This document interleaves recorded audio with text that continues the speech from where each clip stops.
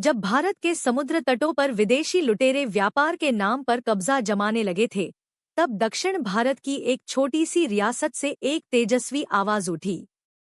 यह आवाज थी रानी अब्बक्का चौटा की, जो न केवल अपनी मिट्टी से प्रेम करती थी, बल्कि उसके लिए अपने प्राणों की आहुति देने को भी तैयार थी।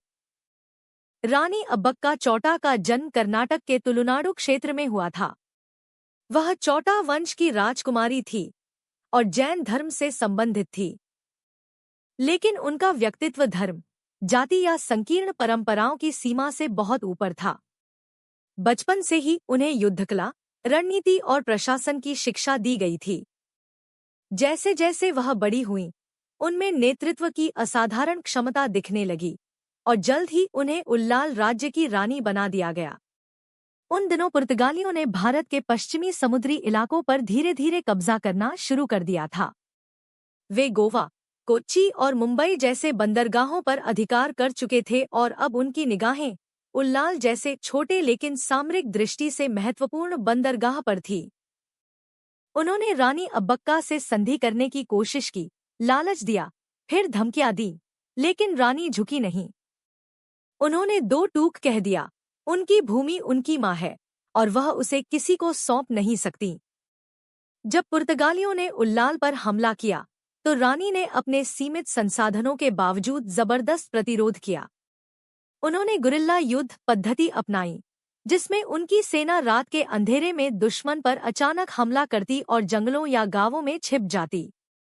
रानी की सेना में हिंदू, मुस्लिम और जैन सभी धर्मों के लोग थे। उन्होंने कभी धर्म के नाम पर भेदभाव नहीं किया। उनका सेनापति एक मुस्लिम योद्धा था और दोनों की जोड़ी ने मिलकर पुर्तगालियों को कई बार पराजित किया। एक बार पुर्तगालियों ने अपने युद्धपोतों से उल्लाल को घेर लिया। उन्होंने सोचा कि अब्बक्का हार मान लेंगी, लेकिन रानी स्वयं घोड़े पर सवार होकर युद्धभूमि में पहुंची, तलवार उठाई और दुश्मनों पर टूट पड़ी। उनके साहस से प्रेरित होकर सैनिकों ने दुगुनी ताकत से लड़ाई की और पुर्तगाली पीछे हटने को मजबूर हो गए। यह केवल एक युद्ध नहीं था, यह एक संदेश था कि भारत की बेटियां भी विदेशी आक्रमणकारियों से लोहा लेने में सक्षम हैं। हालांकि अंत में रानी अब्बक्का को विश्वासघात का सामना करना पड़ा।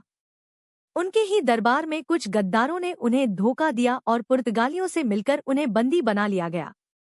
उन्हें जेल में डाल दिया गया, जहां उन्होंने अपने आखिरी दिन बिताए। लेकिन उन्होंने कभी आत्मसमर्पण नहीं किया। उनकी आत्मा आखिरी सांस तक आजादी के लिए जलती रही। रानी अब्बक्का की कहानी इतिहास की किताबों में अक्सर दबा दी गई, लेकिन दक्षिण भारत के गांवों में आज भी उनके गीत गाए जाते हैं। हर साल अब्बक्का उत्सव आयोजित किया जाता है।